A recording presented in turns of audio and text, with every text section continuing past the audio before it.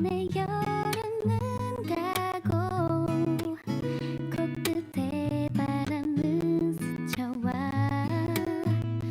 Always 언제나 함께하자던 너의 바람까지도 feel so good 이보다 더 좋을 순 없어 서로에게 하는 그 말 Love you 이 계절과 어울리는 너의 달콤함까지도 so good 떠나고 싶어 어디로든 you are 너와 함께라면 이곳은 This is gonna be heaven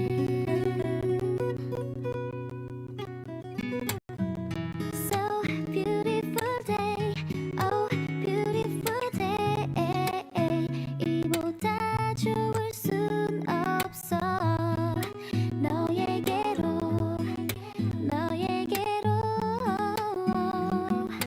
Falling falling falling in love So beautiful day Oh beautiful day 누구보다 널 사랑해 나에게로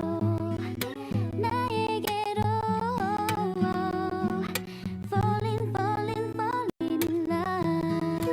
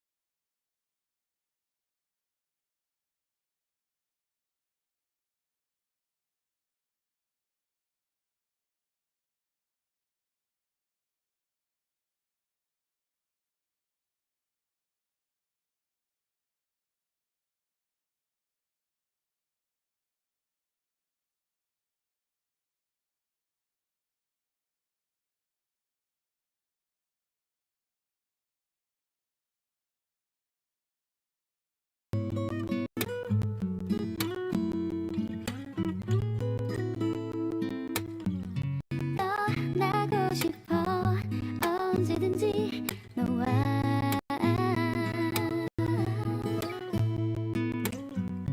나와 함께라면 이곳은 This is gonna be heaven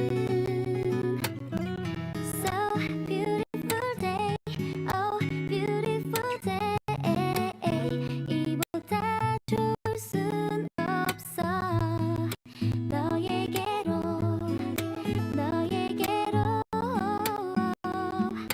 Falling falling falling in love So beautiful day Oh beautiful day 누구보다 널 사랑해 나에게로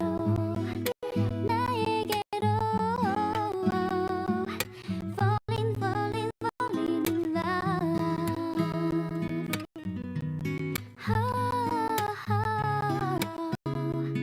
Yeah yeah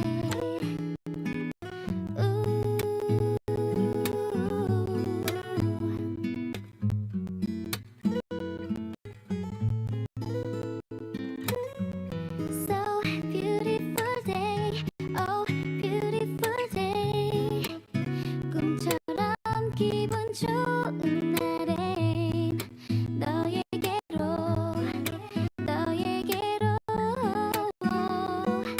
Falling falling falling in love So beautiful day Oh beautiful day 지금보다 더 가까이 나에게로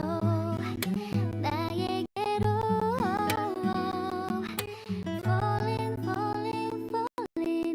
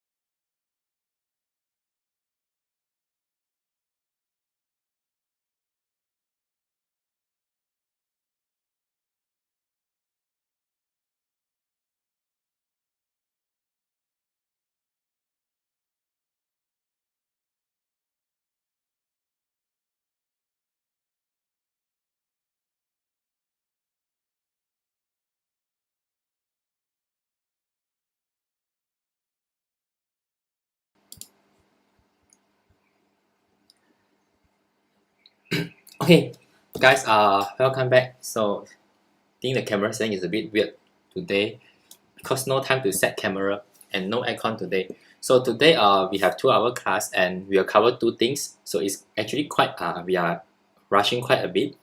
So we will finish up all the cryptography stuff that we discussed in our first stream. So we have 3 more kind of cipher to go. Now, if you have already took your lab 1, then it will be actually easier for you. So the example is actually repeating just so that you can get a better picture, okay? Then the second half, we will do something fun. We will learn how to crack password. So when I say crack password, it's really we will crack something. It's not just that I say I can crack. I will show you how you crack, okay? Now to do that, you will need to download the virtual machines that I give to you. So if you check on the Weber, there is 2 links. So there is the link will bring you to a OVA file. Now OVA file is similar to the ISO file that you have for Kali Linux, except that this one is like the pro version. You don't have to install. So you need to download that file. Just double click, you will run the Kali Linux. Okay. Now, of course, I want to make this clear. You have a few options here. If you do not want to download the box because let's say you do not have enough storage on your machines or you just don't have enough RAM, that's totally fine. You can just see what I'm doing. The only difference would be you cannot really try it out on your own at your site lah. Okay, but I will strongly recommend you to download if possible and do that in the future before each of the stream, because then it will make everything to be so much easier. Alright, it's kind of a customized version for that particular chapter so that you don't have to worry about how to install the software that you need. I will do everything for you. Your only job is just to use the box and try to hack something. Okay, so that one is, I know it's a bit large, 6 gigs, so you should start to download earlier if you do not have a very fast internet connection. Okay.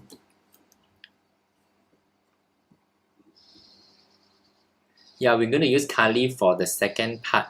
There are 2 links. If you cannot download from link number 1, just use link number 2. It's the same thing. It's the same thing. Okay, now we start lecture now.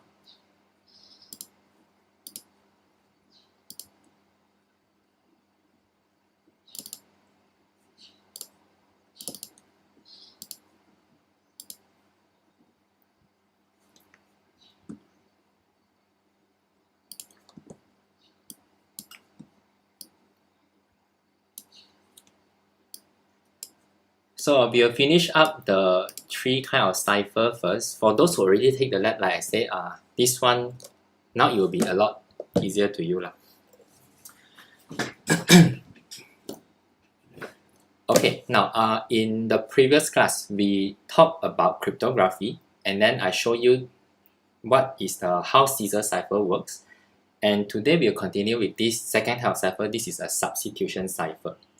Okay, now substitution cipher is kind of an upgrade to the Caesar cipher that we've seen in the previous class. So if you remember, Caesar cipher is used to hide plain text by replacing a character with another character. So an alphabet is replaced with some other alphabets. That is really easy, very intuitive. Alright. So for example, if I have plain text on the left side, I have cipher text now on the right side if you are looking at the slides here. Okay, so this is very easy. I can just shift all the A to B. If I change one position, then B becomes C, C becomes D, D becomes E. Now we have already seen this example. In this example, we say the key is +1 because all alphabets is shifted to the right by 1 position. So this one is good, but we have one problem is that if you think about this, okay, now wait, I need to check whether I'm talking or you can hear me.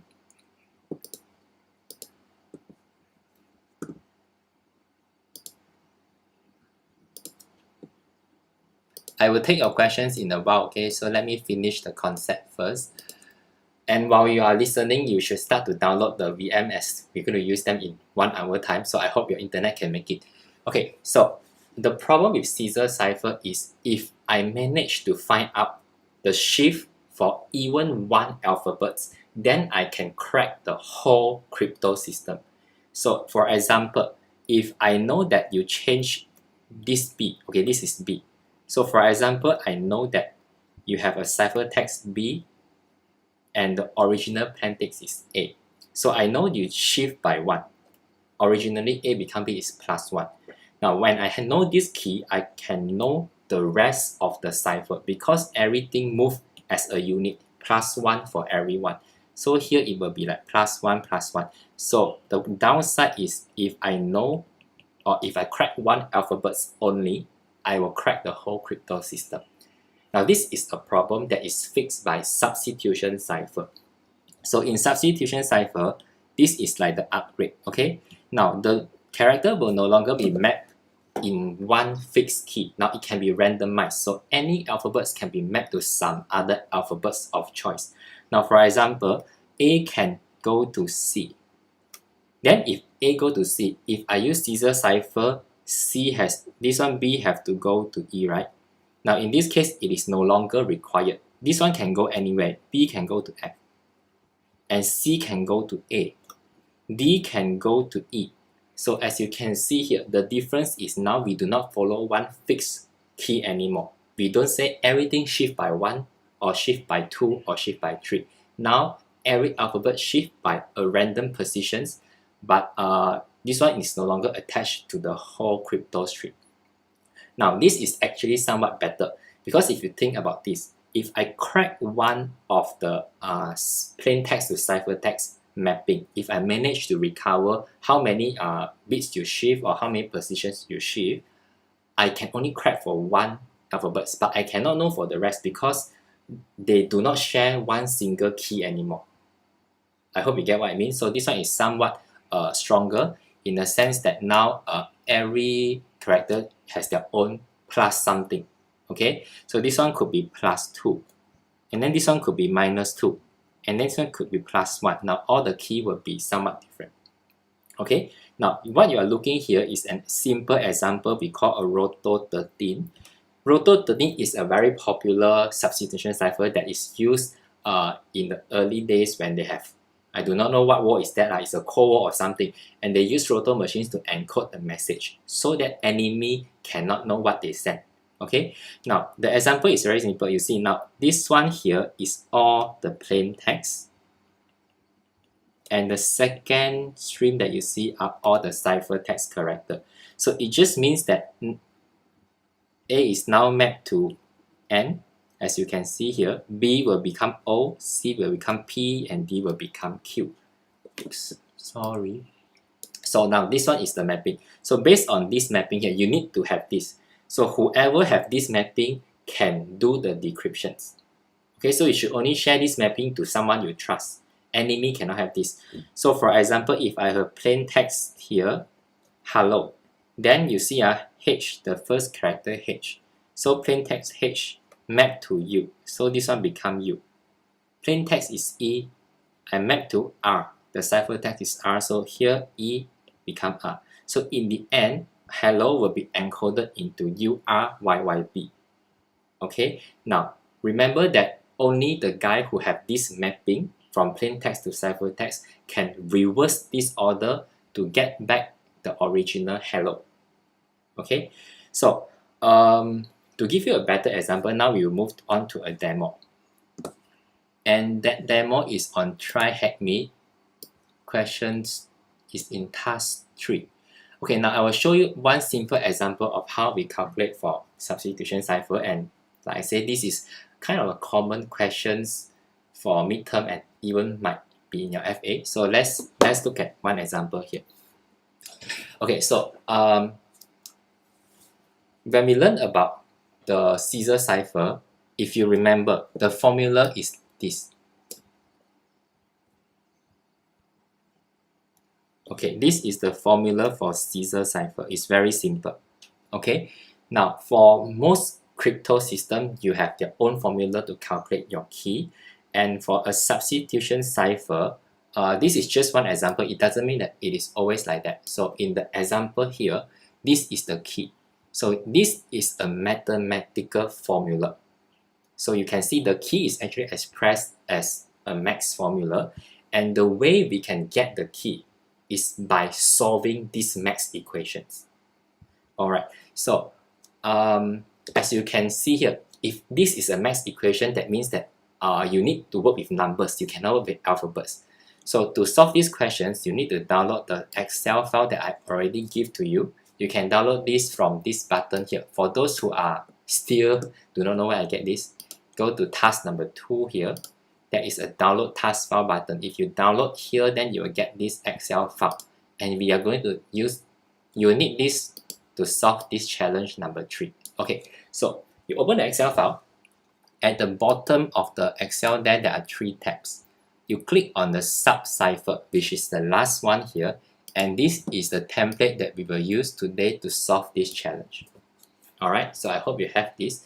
Now, first thing, because we are trying to solve a max equation, this is the equation that is given, 25 minus x plus 9 mod 26. Again, mod 26 because we have 26 alphabets, so we have to mod 26. So this is the key. By solving this, we will get the ciphertext value.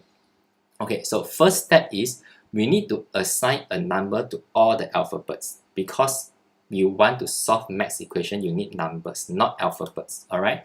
So over here, I have all the plain text A, B, C, D, E, F, G until Z. So all my 26 alphabets are here.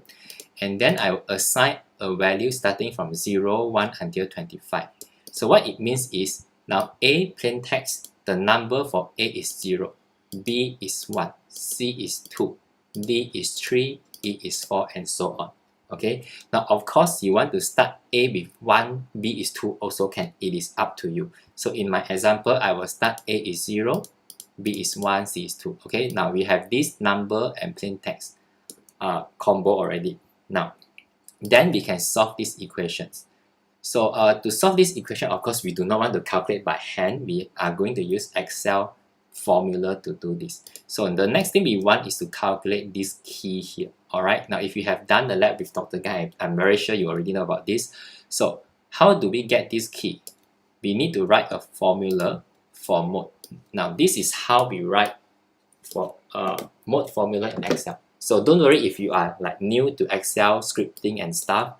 I will show you one simple example. Okay, so this is our formula that is given by the questions. And remember, what is this? This is actually the key. Alright,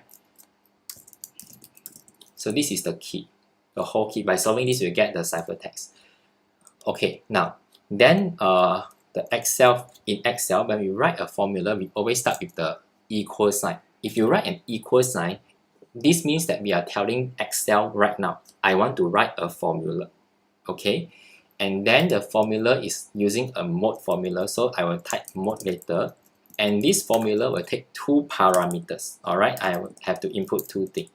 The first parameter here is the number. The second parameter here is the divisor. Okay, now this number here is from here. So if I solve this equation here, the first parameter here is actually given by 25 minus x plus 9. So what is this x? This x is of course all this number here. Okay, all this number here. So if let's say I want to solve for A, then this one x will be 0. If I want to solve the equation for B, then this x will be 1. Alright, if I want to solve for C, then this x will be 2. So this is the number part. Now the divisor part is 26, mod 26, so the divisor is 26. Okay, so we can go back to Excel and I write a formula. So let me show you how. I click on one of the cell here. So make sure it is aligned here so that later on you don't confuse yourself. You want it to be aligned. So I will start with this cell here. And I go over here to type my formula. So equal mode open bracket. So as you can see here, Excel already tell you I'm expecting 2 parameters, number and divisor. Okay, now of course the number you don't want to calculate manually. So we ask Excel to calculate for us. And the way to do it is just to write the equation down. So we have the equation 25 minus x. So what is x? X is this value. So I will move my mouse cursor now to this value here. I left click 1 time. Then it will select this one here. Alright. Then you plus 9. Okay. Comma. And the next parameter is 26. Press enter. Then Excel will automatically calculate for you. This is 8. So if you solve this equation, you get 8.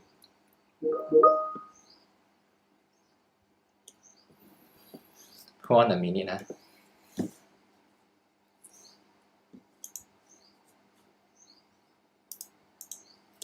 Okay, now, so of course you do not have to redo for the rest. So what you can do is you can just click on this cell here and then just drag at the bottom right corner, drag everything here, and then Excel will calculate all this for you. Okay, so this is how I solve the equations. So I will repeat this one here just in case you didn't get it. So equal sign to tell Excel I want to write a formula now. Mode. Okay, so I put 25 minus x. Now here, of course, the x you will have to click here. Alright. Or you can also write this manually, E8 if you want to, plus 9 mod 26. That is how I get the formula. Okay.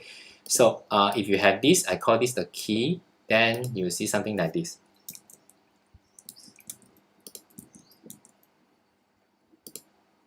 Okay, so from here on it's very easy. I can finish the table by doing a mapping. So it means that if I'm A now, plain text is A, 0. The ciphertext is 8, the value 8. So you just need to look at what is value 8. So 8 here is I, 8 is I. So here I write I. Then here 7, alright, 7 is H. See, 7 is H. So here I will write H. Same thing, 6, the plain text is G, 6 is G, so here I write G. So you can do this, continue to do this until you finally have all the mapping here, then you have the full table. So what this table do for us is, now I know, if I want to encode a message using this substitution cipher with this formula, then A plain text must become I in ciphertext. B must become H in ciphertext. Alright. So from here onwards, you can now start to do the conversions. Now, I have even a better way for you to do the calculation. So from here onward, you do not have to manually map. Now, manual is like that. For example, I want you to look at this example here. I have a ciphertext AP, AQ, something, something, and then I want to decrypt this back to the plain text. Okay, if I have this table, I can do very easily. So if the ciphertext is A, alright, now I see ciphertext is A, so here ciphertext is A. The corresponding plain text is here, I. So here is A, it becomes I. So it's really quite easy. I just write I here. Okay.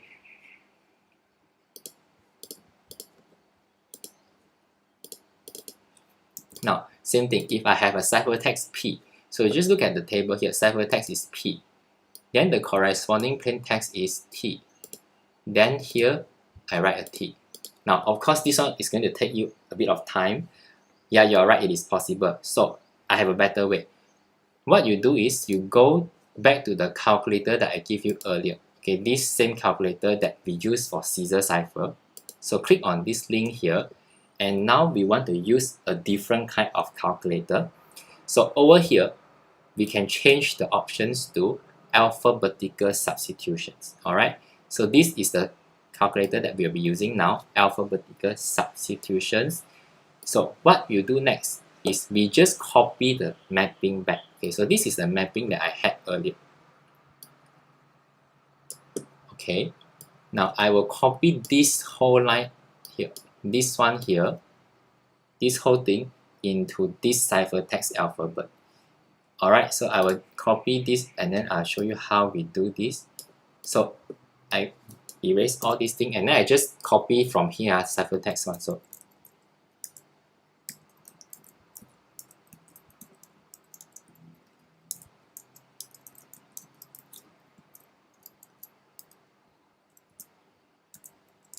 I'm just being careful, but it is not case sensitive, so it doesn't matter if it is capital or small letter.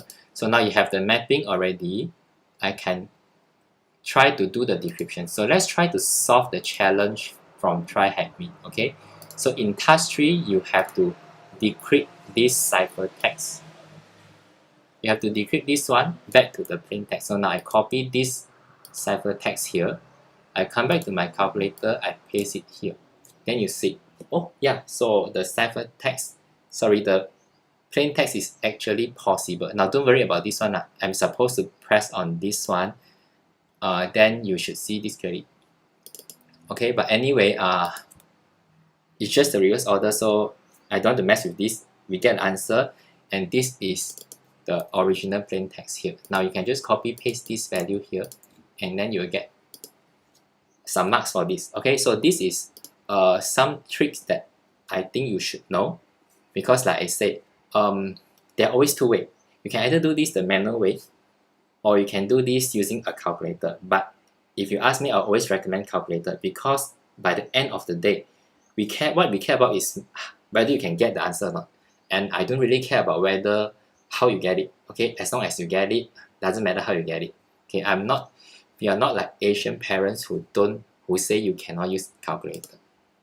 Okay, so yeah, I hope this is clear to you. So let me just quickly rephrase everything. A substitution cipher map one character to a random cipher. Okay, but this one they don't follow the same order, so it can be any substitutions, which is what it calls substitutions. And this is the key for you to find the for you to do the encryption decryption. You need this table. We call this the plain text to ciphertext mapping table. All right, and the way you get this table is by writing your own formula here, which I already showed you earlier, this one. And once you have this table, you can use this calculator to do all the conversions for you, so you don't have to like manually map ciphertext to plain text back one alphabet at a time. All right, so that is substitution cipher. Okay, now we move on to here cipher. So is this clear? Is substitution clear for you?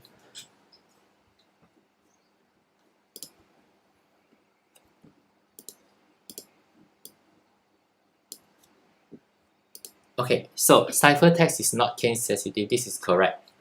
For this serial cipher and substitution cipher, both of them have something in common.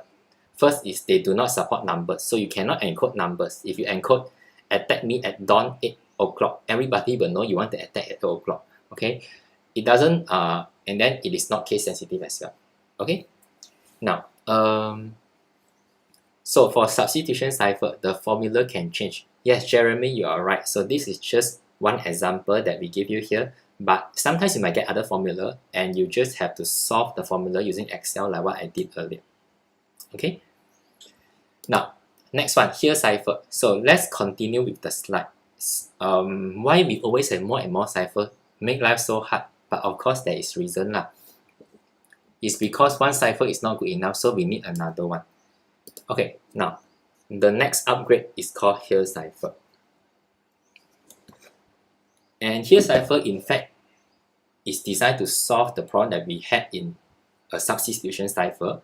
So this substitution cipher is great in the way that we do not have one single shift anymore. So when you break a single plain text to ciphertext mapping, you will not break the whole crypto stream, but there is still a problem. We call this a frequency analysis. All right, so frequency analysis is actually a very simple thing. In English, there is this statistic that shows that there are some characters that is used more than other character. So for example, A, I, E, they might be used more. Okay, now we don't have to guess which alphabet is used more, because there is a table that we can look up for. Now if you are interested, you can Google look up for something we call English character frequency table.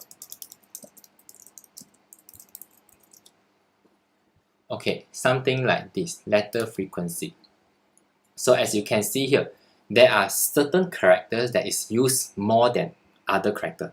Okay, this is statistic. So which means that if I have your ciphertext and I have enough of them, so it's large enough where I can actually analyze which character appear the most, then I can start to guess that ciphertext might be E in plain text, because E of course appear the most of the time. Okay, now if I have a second character which is like not as many as the first ciphertext but still a lot, then I'm guessing it might be A. Okay, so this is called a frequency analysis, and with this attack you can still somehow break a substitution cipher. Okay, don't use English. Then what kind of language you want to use? Use programming language. If you don't take FICT, you cannot crack. Okay, so Chinese word, how Chinese word are encrypted? Chinese word don't have to encrypt because Chinese word by itself is already so complex, nobody can understand. Okay, now so this is the problem, and that is why we have here cipher. Now here cipher will prevent a frequency analysis because now we no longer want to shift one character to the next character. Okay, 1 to 1 is not good. So now we are going to shift character a few character at a time. So we call this a block cipher. Now you might come across words like stream cipher and block cipher. Okay, this is something extra that if you want you can know. So there are actually two kinds of cipher. Stream cipher is let's say I have A, B, C, D, E, F. Okay, I will process them one character at a time. So this is a stream cipher. Now, whereas for a block cipher, I can have a few characters, even the same character A, B, C, D, E, F, G, H, I. And when I do the encryptions and decryptions, I don't want to do character by character. I will do a few together. So A, B, C, I encrypt at one time. Then I encrypt D, E, F, then I encrypt G, H, I. So this one is called block cipher because now we are encrypting and decrypting one block at a time instead of one character at a time. And here cipher in fact is one example of block cipher, which is why it breaks this frequency analysis. This is good because now when I get a ciphertext, I want to check the table to see which one appeared the most. I cannot do that anymore because the thing that appeared the most could be A, B, C, could be D, E, F. I do not know whether it's A or B or C anymore. Alright? So I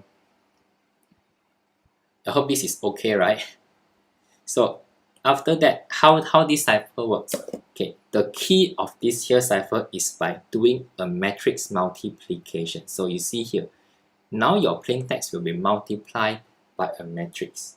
Okay, now when you go to your lab, your tutor will show you how to calculate this matrix manually using pen and paper or iPad and Apple Pencil.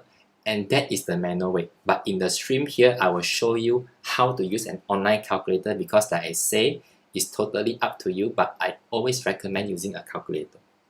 Okay, so first let's look at the formula. This is the formula for encryptions. This is the formula for decryptions in here cipher. Okay, now I will write this again so that you know how we get all these things. So we remember we have plain text P. So this is our plain text P. Okay. When I want to encrypt a plain text P, so encryptions is E. I need a key K. Then I will get a ciphertext C. Now this is a general formula for encryptions. In here cipher, the key, this key here, is actually a matrix. So it's an n by n matrix. And to make this simple, we can call this matrix K, key, which stands for key. Alright, so because of this property, the formula for the here cipher encryptions, I'm talking about encryption first. Okay, I think I should write this. Encryptions. Okay, so you have a plain text P, you will now multiply this P with a matrix K. Then you will get a ciphertext C, and remember to mode 26 because now we are dealing with alphabets, so if you do mode 26 you will exceed the alphabet's range. Okay, so this is for encryptions. Now for decryptions, okay, so the general formula for decryptions, if you still remember, is you'll be given a ciphertext C. Okay, now what I want is to get back the P, the plain text. So to do this I need to decrypt, so D is decrypt. Using a key, I will decrypt the ciphertext and then I'll get the plain text P. Now, in the case of here cipher, the key to decrypt is K minus 1. So I want you to look at this one first. Encryption's key is K. Decryption key is K minus 1. So now this is two different keys, which means that you don't use the same key to encrypt and decrypt. You have one key to encrypt, another key to decrypt, which gives us the formula like this. You have a ciphertext C. Now you want to multiply it with the decryption key, which is K-1 mode 26, and then you will get back your plain text P. So this is how we get these two formulas.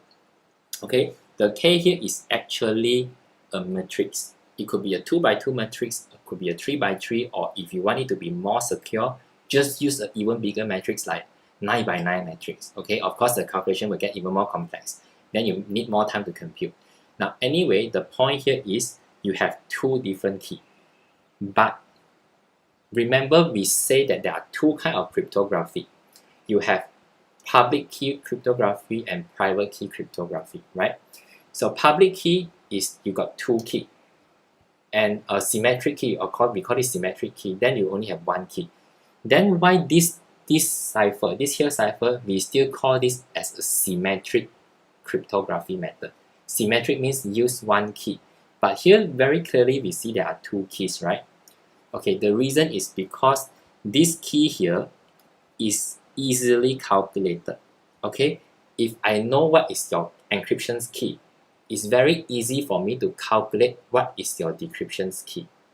So we will not say that this is a two-key cryptography. In fact, it's just one key, because given K, it's easy for you to calculate K-1, okay, which is the inverse of K.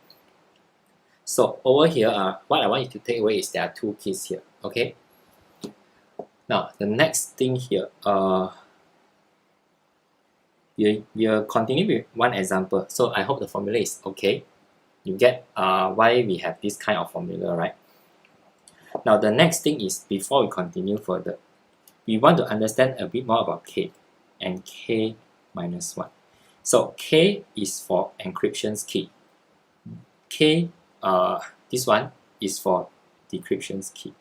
Okay.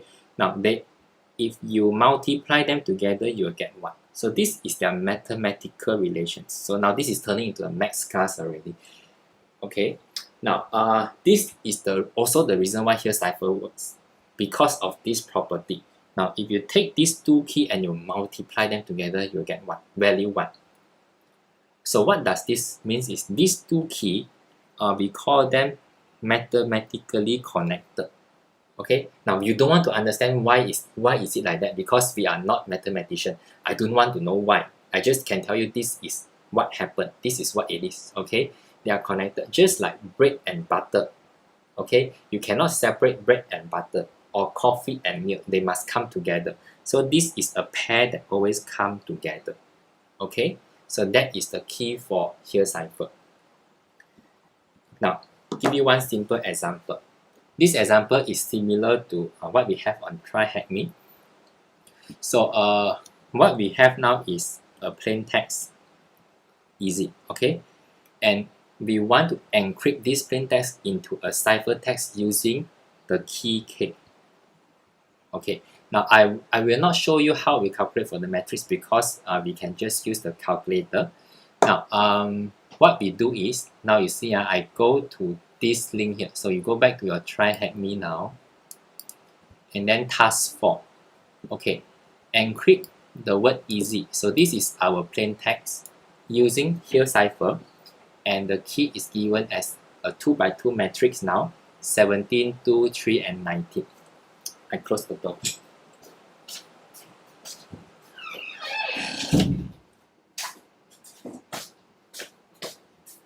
Okay, now so the easy way is, of course, if you are a good boy, you will calculate manually using what you learn from the lab.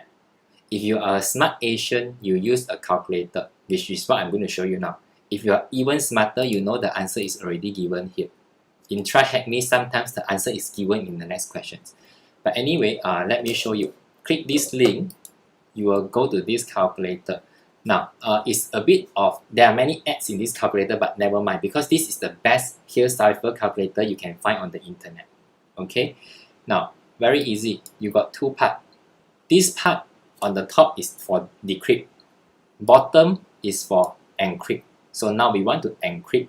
Okay, our challenge is we want to encrypt this word easy. So I go to this calculator here, I just type easy. Okay, just type easy. So easy, it's really easy. And then I put the matrix here. Now my matrix is 17, 2, 3, and 19. So I come to this calculator now, and then let's say, okay, I think your one will be like that. So you just put 17, 2, 3, and 19. Okay, once you put in the key, just press on this button to encrypt. Now do not change anything here. Then press encrypt. Okay, in a while you will see the answer appear here. So QIOY. So this is your cipher text. Okay, so you come back to your try hack me, you type QIOY, and then you submit. You should get it. This should be correct. Okay, now then we want to do decryptions using the same key. Okay, remember I have to make this clear.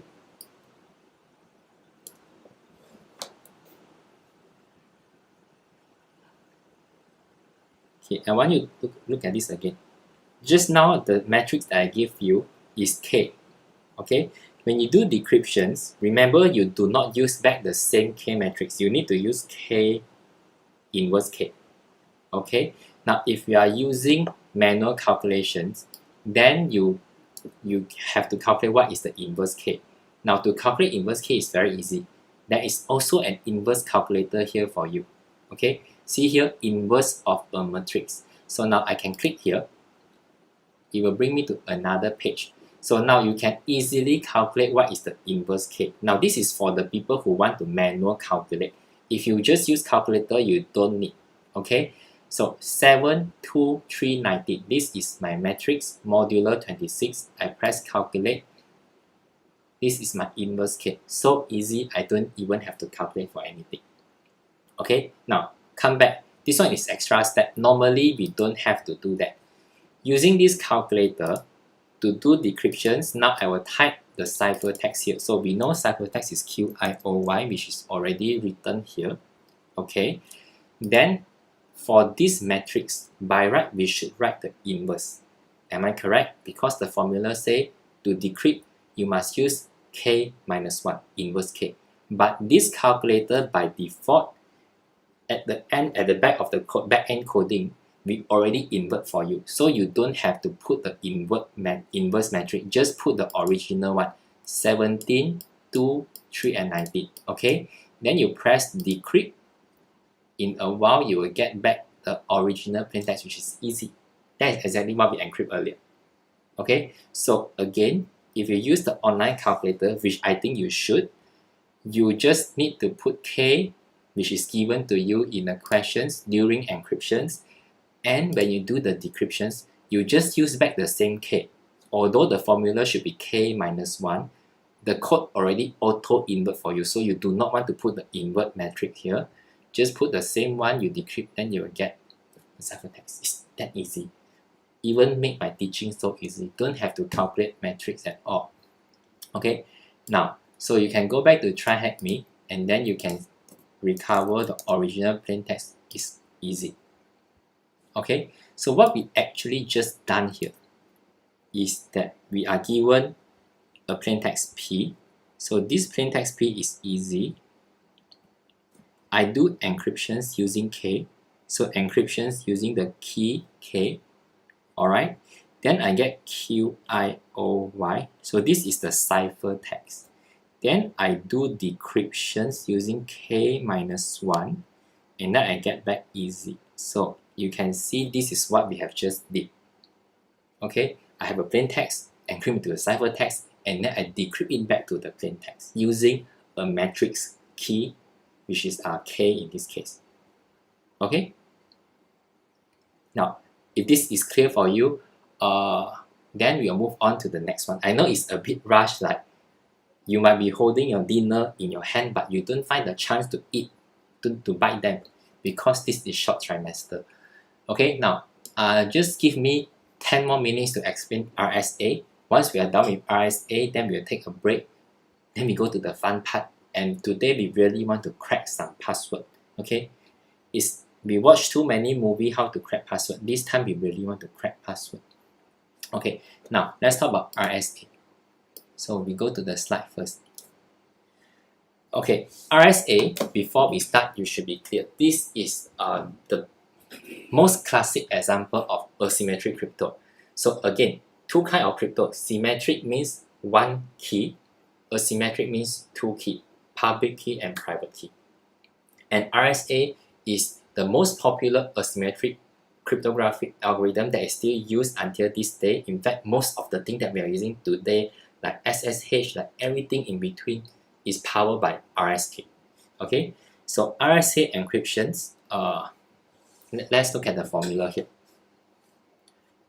Netflix password no need to crack, just go Shopee and buy. Is 3 ringgit for lifetime warranty. Okay, now so like I say, this is a symmetric crypto, so of course there will be two keys, right? Public key and private key. Now let's talk about the key first, and we want to see how it looks like.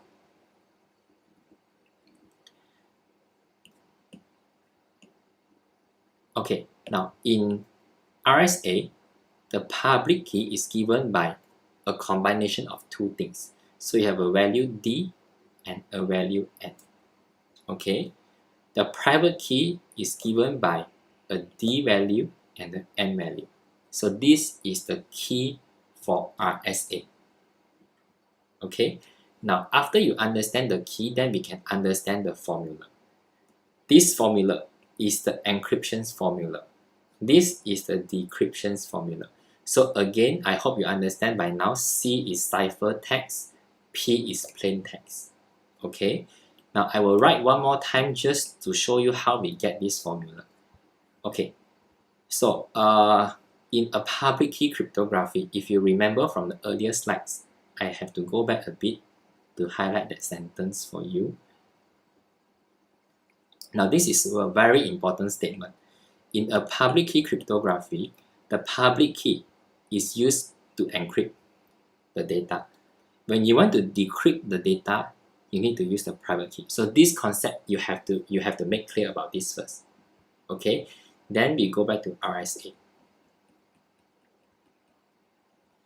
So same thing here. We know that this public key will be used to do encryptions, and this private key will later be used to do decryptions. Okay, now let's look at the encryption formula. You are given a plain text P. This is the data that you want to encrypt. Now the way it works is you take the public key. Okay, remember encryptions must use public key. Okay, you raise the P to the power of E. Okay, and then you mode with N. So this N here. So the E and N, as you can see here.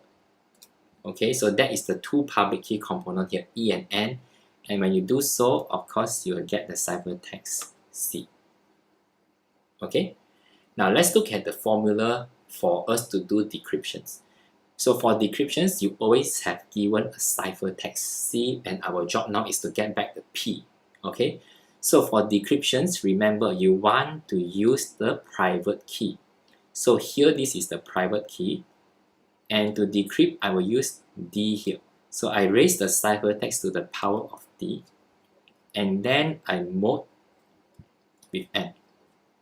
So this is mode N. So once you solve this formula, you will recover the original plaintext, and that is how I get both of these formula.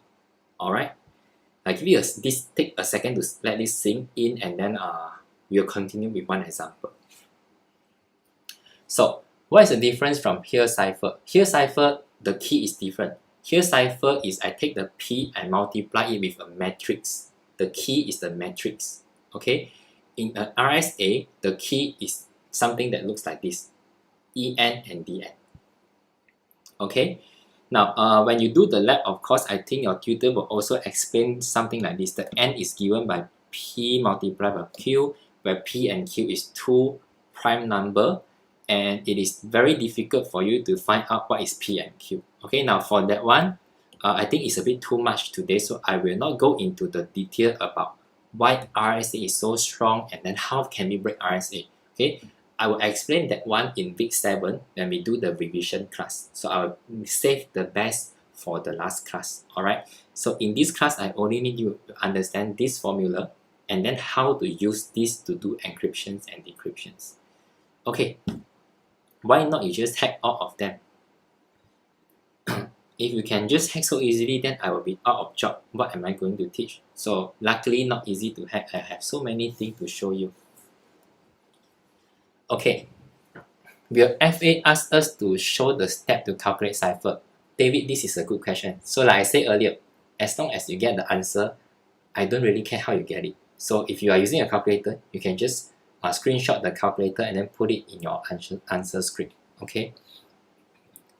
Yes, John, we were going to have a break very soon. Now, let's finish this example, then we go for a break. Okay, now, in this example here, this is a textbook example, okay? Textbook means that it's easy to explain, but in the real world, it doesn't work like that, because if this is the real world, then we can break RSA so easily, okay? Now, first thing, I have two, again, Alice and Bob here, okay? Now, make this very clear. In this example, Alice is sending a data to Bob, and before she do so, she want to encrypt that data so that it can protect the confidentiality and the integrity of the data. Okay, so Alice sent a data to Bob. Now, remember, encryptions, you use public key. Decryptions, you use private key. So if Alice sent a data to Bob, okay, so you see Alice is trying to send a data to Bob. Which public key you should use? You should use Bob public key to encrypt, and when Bob receive, Bob need to use his private key to decrypt. So you see, Alice, this A stands for Alice. Alice encrypt using Bob public key, and Bob will decrypt using his own private key. Okay, this concept must be very, very clear. Okay, next. So to do so, the first thing is you need to have a key pair. Okay, a public key and a private key pair, which is similar to the example that I've shown you in the first class. Now, this public key here has two components, E and N. So remember just now I say public key looks something like this, right? So in this case, it's actually look something like this, 119. So this is the public key. Now, this thing has to be shared to Alice.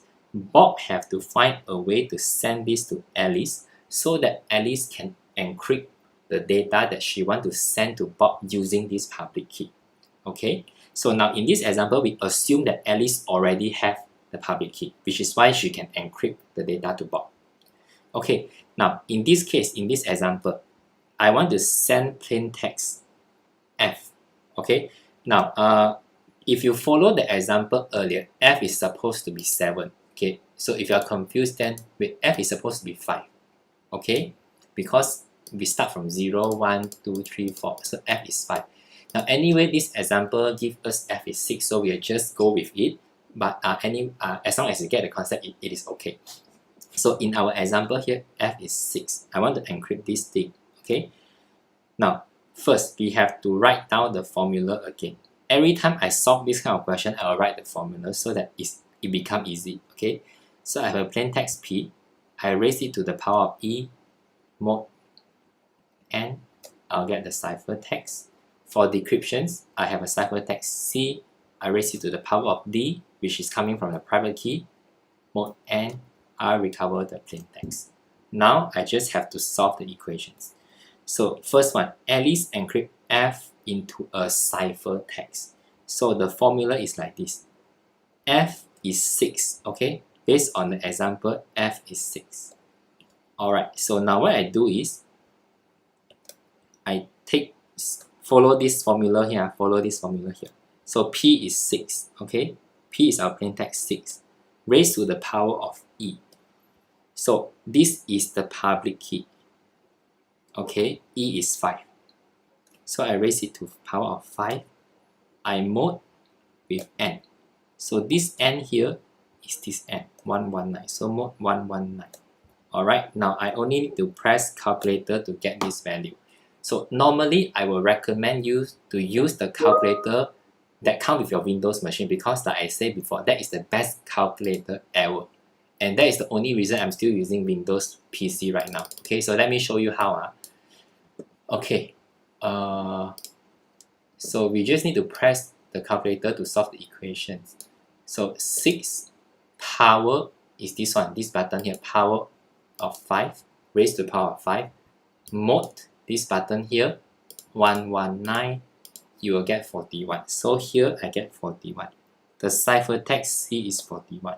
So if you can see here, this one is 41. Okay, this is a ciphertext. And this thing will now be sent over to Bob. And then Bob receive 41. So Bob want to decrypt this 41 back to plain text 6. Let's see how we can do this. Okay, so same thing here. The formula is given here. Decryptions. Alright. So I receive 41. This is the ciphertext C. Okay. I want to decrypt using D. So to do decryptions, remember that you have to use private key D.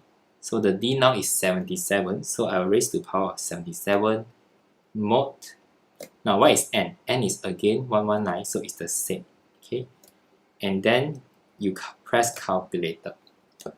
Now before I press calculator, just want to add something. As you can see, this E and N is well known. So everyone on the internet actually know what is your E and what is your N. Alright? Except they do not know what is your D. Okay, so now I press calculator. 47 raised to the power of 77.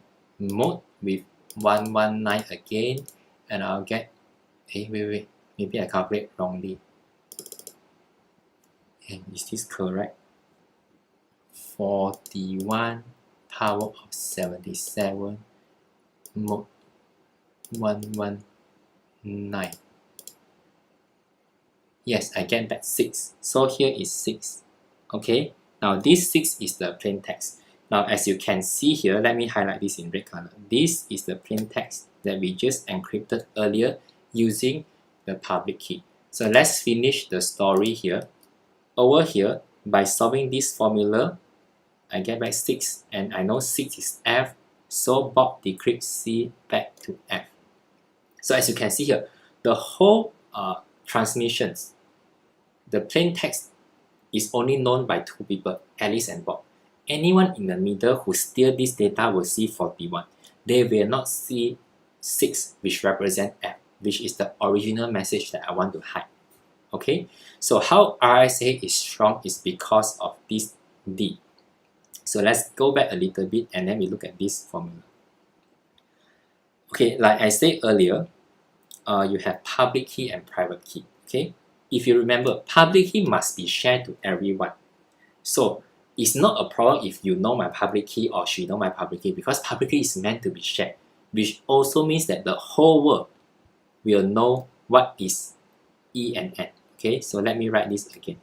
Your public key is given by 2 components, E and N, and your private key is D and N. Okay, so everyone in the world know your E and N. I also know your N. So the only thing that is protecting RSA is this thing. So this is the key. This is the secret. Only the guy who knows this value D can decrypt the message. If this D is break by an algorithm or by someone who stole your D value, then he can calculate back your plain text using this formula. So D is that thing that hold the whole RSA together. Okay. Now, in your lab, your tutor might go one step in more detail, and then they will show you that how to protect D and how do you calculate for D. Now, if they show you, it's fine. You can go and learn some extra stuff. But like I say, the minimum requirement here is that you will need to know how do we calculate using RSA to do encryptions and decryptions. Okay. Now let me finish this example with digital signature.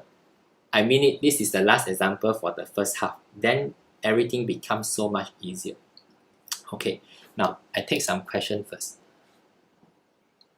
Okay, correct. Sure max error. You have to use the window calculator. That's why I say you use window calculator. your calculator that you carry with you cannot support, is too big, okay? Then E and D have any relationship? Okay, that is a very good question. DT asked us a very good question. E and D any relationship? So I write here, like here cipher, the K and K minus 1 is equal to 1. And I say they are like a couple, they are married together like bread and butter. So this E and D also, of course, they have relations. Okay, they are also a pair that is married together. You cannot separate them away. If you separate them, then you cannot do decryptions anymore. And their relationship is given by this formula here. Okay, this formula. E multiplied with D mod quotient n is equal to 1. This is the formula. Now, I do not want to go into detail of this formula this stream.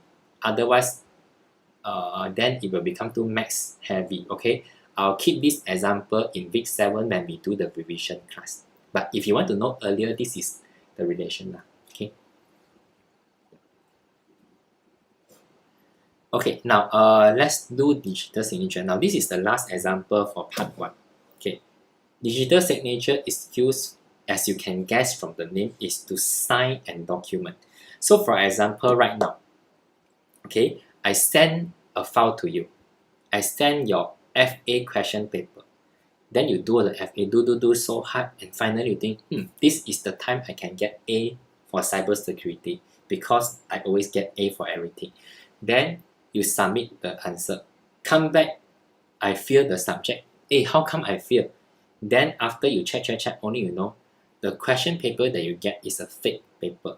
It's not the real one. Everybody is doing another set of question paper. So I do not know why. Maybe someone hate you and then he sent you a fake set of questions and you thought that is the real one.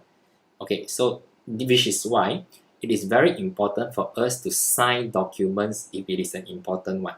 So that, for example, one day you get a data and then the other party dispute. They say, no, I never sent you something like that. Then you can prove that actually you did by checking their digital signature. So digital signature is much more complex than what you think. Like, oh, if I sign on paper, then it's the physical signature. If I sign using iPad, then that is a digital signature. Yeah, that is kind of digital signature, but this digital signature is different. In terms of cryptography, it is used to verify a file. So it's very common in e-voting as well. So you think about this, if today our voting become online voting, so now we don't have to go to the polling center and then we cast our vote anymore, okay? Then I vote for, let's say, a candidate A, and tomorrow I change my mind. I think candidate B is better, but I already voted for A. I cannot change that. So when they count the vote, they count that I voted for A, correct or not? But I say no, I didn't vote for him. Now with digital signature, I cannot dispute because they can verify that you are the guy who actually casted the vote in the first place. So this is the use of digital signature. Alright, now how about the formula? Okay, digital signature is actually really easy if you know what happened. It is in fact RSA in reverse.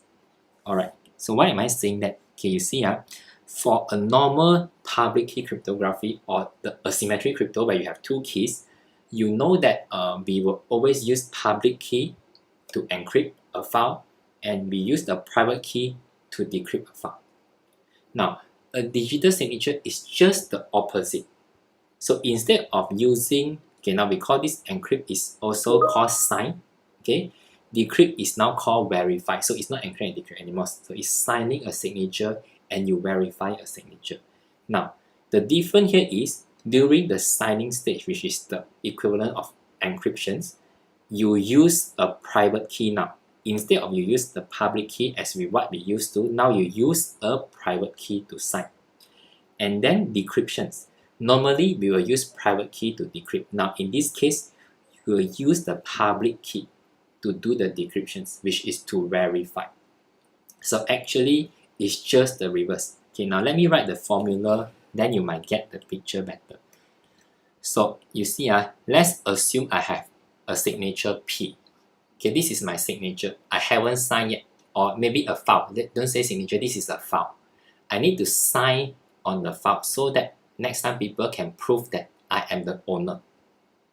Okay, then the formula is normally we use E ma. Now you don't use E, you use D. You use the private key, and then the next formula is the same N. And here this is the sign one, the sign file. Now we use this symbol, we call this, I think it's called alpha or something. I don't really know what it is called. But yeah, this symbol here represents the signature, your signature. Now, then for the verifications, when I receive a file, so this is the file that I received that you have signed.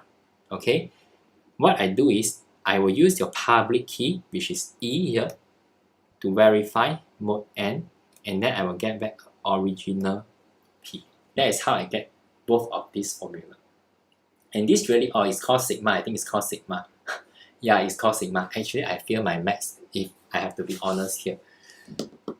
Hey, why got more and more name? So what is it called? Never mind, we just call it S. Because it look like 6. Look like S. Never mind, we just call it sigma. Now we got omega. Okay, call it whatever you like. Okay, coming back to this example here, why this makes sense is because, okay, think about this. Why I reverse? Signing means that just like your real signature, only you yourself know how to sign your signature. If I can sign the way you sign it, then I can easily steal your thing, right? I can easily break your signature. So only you know how to sign. So when we want to sign something, sign a file, I use my private key because only me myself know the D value. This is a secret that I kept to myself. So if I use this D value to sign a file and I get the signature here, okay, that means this file has to be definitely signed by me because only I have the D value. Okay, now when the receiver receives this file here, I can use your public key to open. If I can solve the equation using a public key, because remember that this D and this E, they are mathematically connected, they are one pair.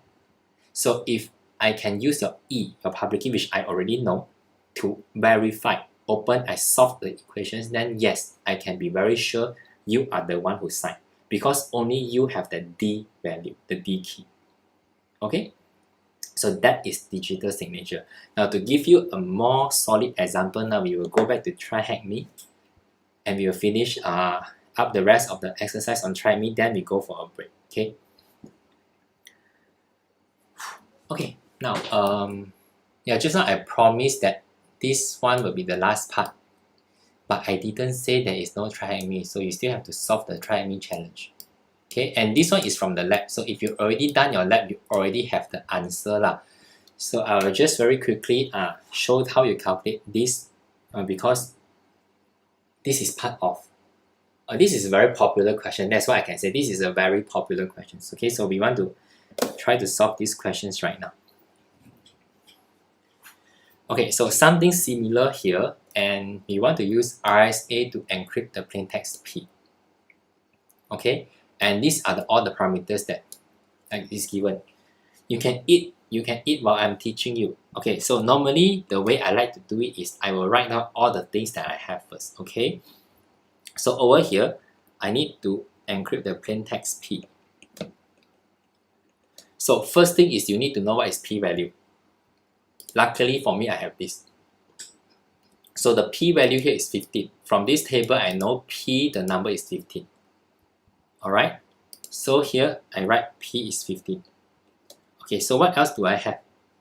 I have my P, small p is 7, Q is 11, E is 17, and then if you see here, D is 53. So I also have the D value here is 53. What about our N? Okay, our N value is also you can calculate. Now just now in the example in the slides, N is given to you. If you do not have N, you can calculate this manually. N is given by P multiplied with Q. What? I think I showed the wrong thing. Wait. Oh, this is bad. I didn't show you.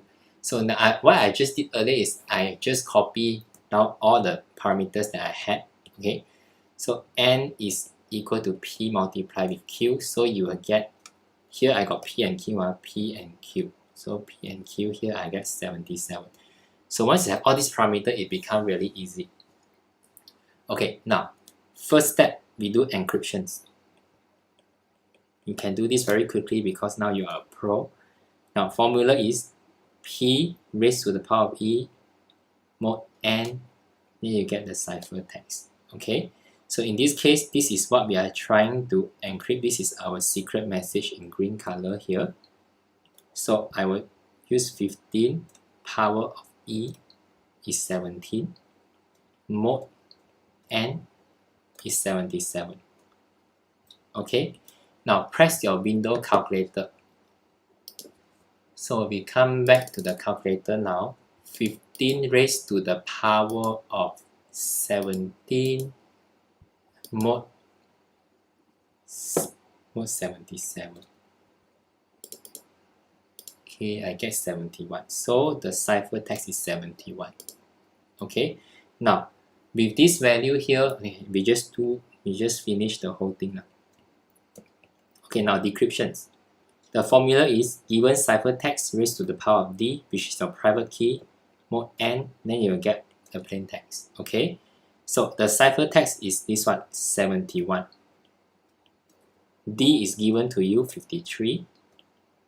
Mod N is again 77 here. Okay, yeah, 77. Okay, now press calculator.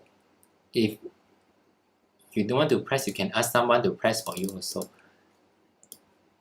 71 raised to the power of 53 mod 77, I'll get 15. So 15 is my plain text. Okay, this is your plain text.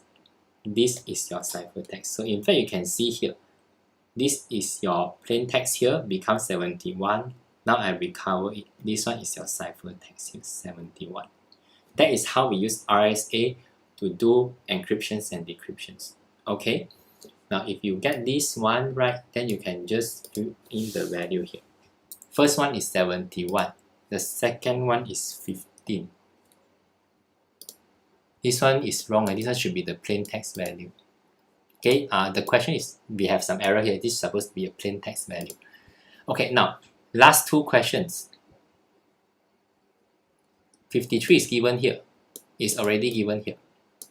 Okay, now if this is a bit too fast, you can come back to the video later and replay. No problem. It's free. I don't earn money by doing this video because I want to play some nice music for you. Okay, now last one, RSA signature. So just now what you have is encryption. So this one, signature is just the reverse. So using the same one, that means we have the same parameter here. Okay, this one is the same. Copy this. Paste here. Okay, so same parameter. Now, sign, digital signature, signing.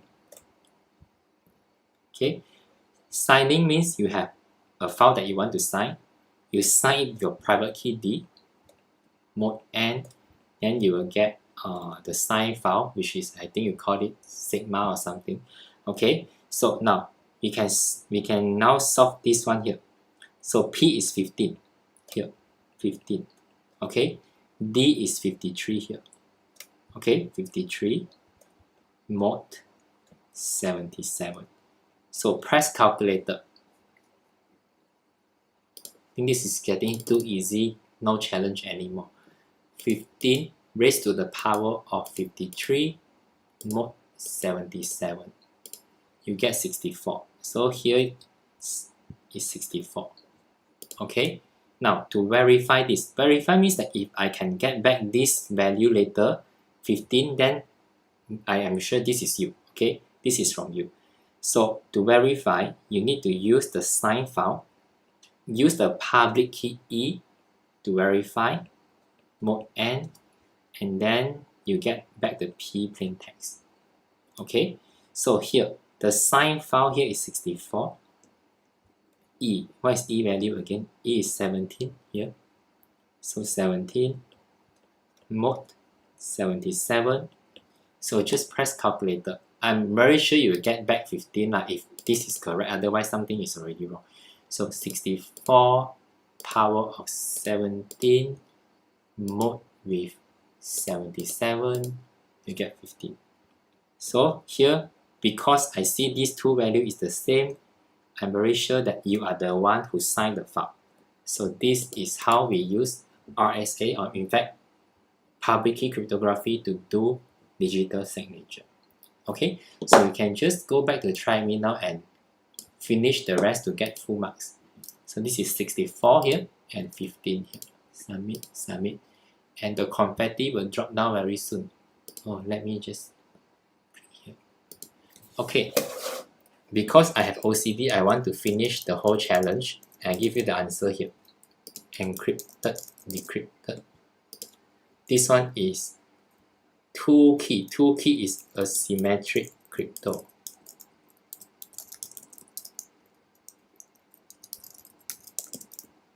Okay, and then here this is symmetric cryptography. Okay, now you can finally go bite the thing that you have been waiting for so long.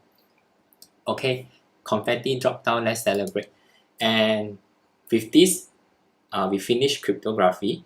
So what you really need to know is all the things that I've shown you in the stream. And like I said again, calculator is your best friend. Don't be shy. Let your parents know calculator is our friend. You can use them even in your midterm and your FA. Okay, so we will now take a 10-minute break. Then we come back at 7:25. We go to chapter 2. Okay, so see you in 10 minutes time.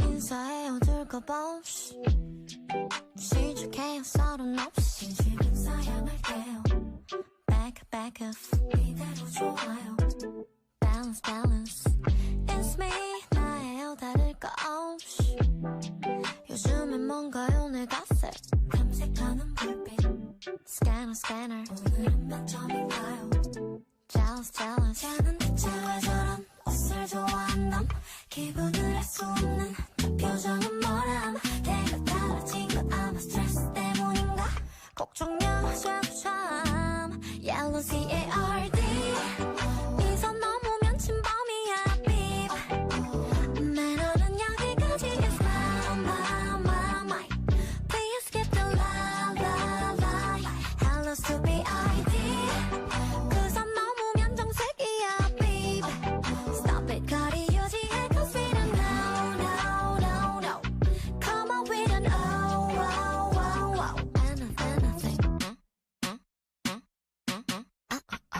I don't care 당신의 비밀이 뭔지 저마다의 사정 역시 정중히 사양할게요 Not my business 이대로 좋아요 Talk less Still me 너의 하늘날 거 없이 I'm sure you're gonna say my gosh 바빠지는 눈빛 checking 내일 들린 그림 찾기 hashtagging 꼿꼿하게 걷다가 삐끗 넘어질라 다들 수군대는 걸 자기는 나 몰라 여기서 발이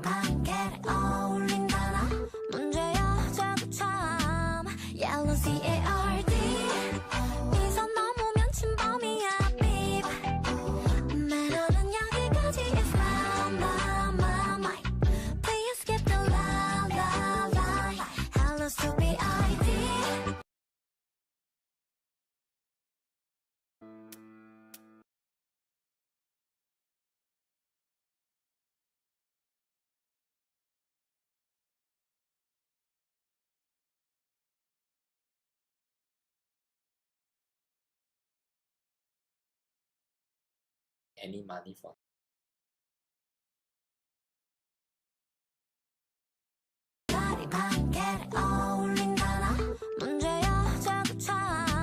Yellow CARD 네선 넘으면 침범이야 babe 매너는 여기까지 is my Please skip the lie Hello stupid ID 그선 넘으면 정색이야 babe Stop it 거리 유지해 cause we don't know Come on we don't know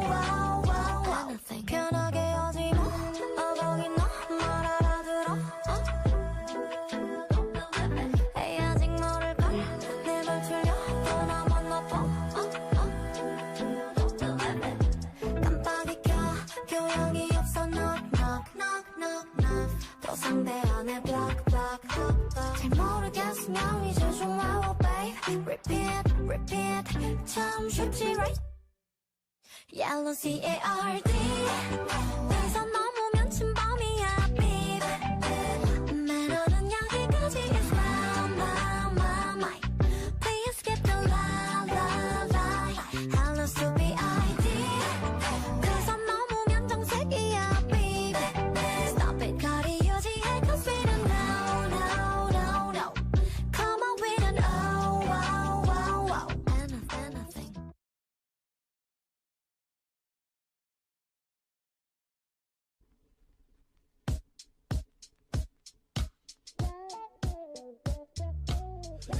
가끔씩 나도 모르게 짜증이 나 너를 향한 마음은 변하지 않았는데 혹시 내가 이상한 걸까 혼자 힘들게 지내고 있었어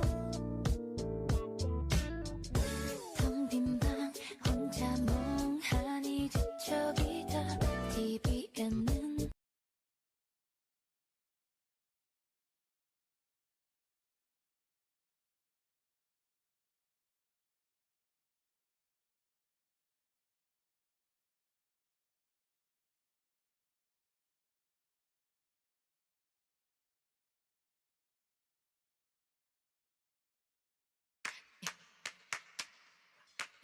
Just clap your hands now.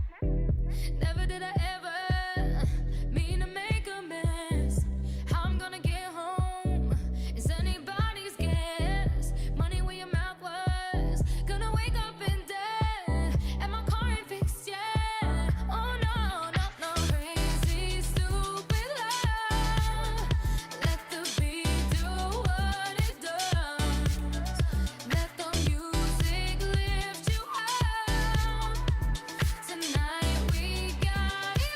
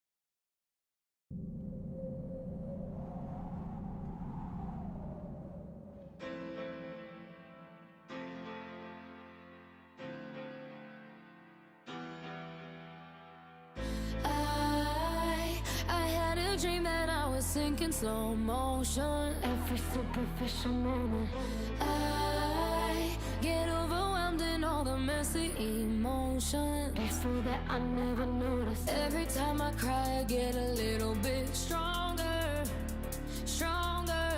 I know that angel used to be the devil on my shoulder, shoulder. Oh, not anymore. When the voices get loud, I'm turning them down. Feel good in my body forever and ever. When the tears start to fall, I'm catching them all. And I know the future is better, 'cause every time I cry, I get a little bit stronger, stronger, little bit stronger. Every time I cry, I get a little bit stronger, stronger, little bit stronger. I used to spend the nights inside my head thinking, where the hell you think you're going? I used to count the days inside my bed drinking the fear, but now I know it. When the voices get loud, I'm turning them down. Feel good in my body forever and ever. When the tears start to fall, I'm catching them all. And I know the future is better, 'cause every time I cry, I get a little bit stronger, stronger, little bit stronger. Every time I cry, I get a little bit stronger, stronger, little bit stronger.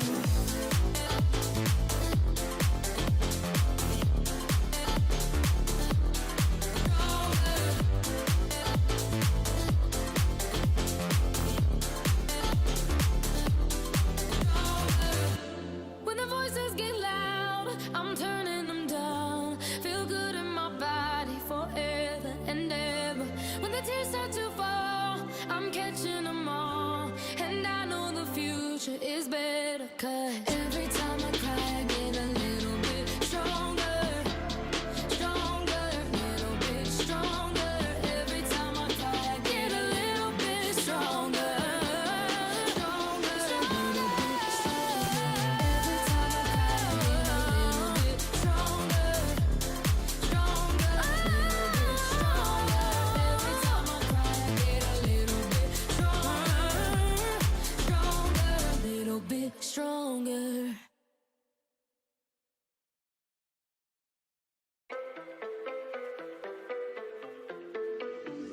Baby, now and then I think about me now and who I could have been. And then I picture all the perfect that we lived, till I cut the strings on your tiny violin. My mind's got a mind of its own right now, and it makes me hate me. I'll explode like a dynamite if I can't decide, baby. My head and my heart are torturing me, yeah. Lost my mind in your arms, I go to extremes, yeah. When angels tell me run, and monsters call it love. My head and my heart are caught in between, yeah. La la la la, la la la la la la la la, la la la la la la la la la, la la la la la la la la. Tell me yes or no. Asking the heavens, should I stay or should I go? You held my hand when I had nothing left to hold, and now I'm on a roll. My mind's got a mind of its own right now, and it makes me hate me. I'll explode like a dynamite if I can't decide, baby. My head and my heart are torturing me, yeah. Lost my mind in your arms, I go to extremes, yeah. When angels tell me run, and monsters call it love. My head and my heart are caught in between, yeah. La la la la, la la la la la la la la, la la la la la la la la la, la la la la la la.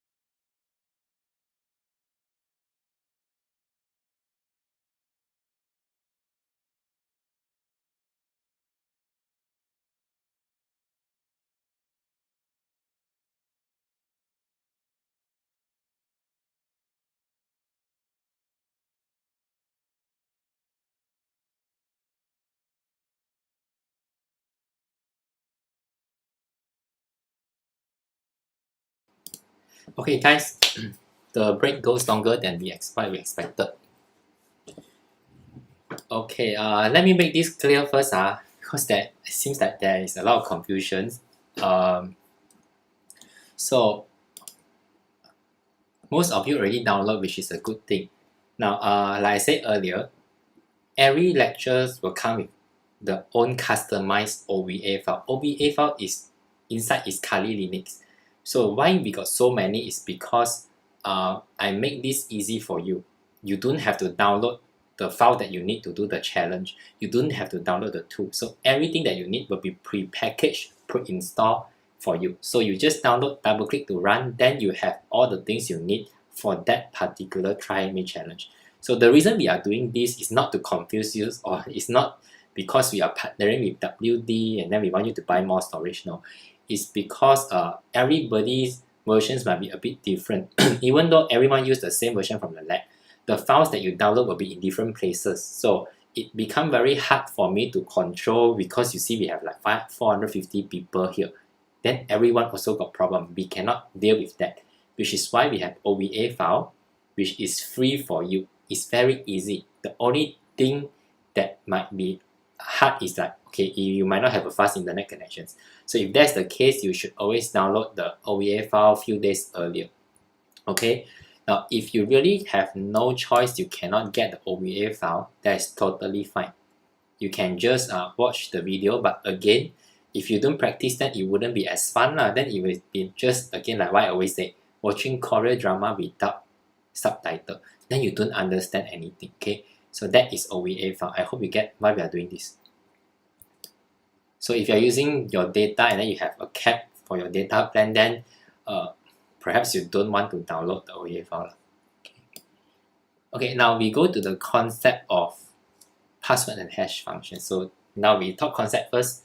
We want to understand how password works. This is the fun part. Then in the end, the last few minutes, I'll show you how we crack password. This is so cool. NASA is worried now.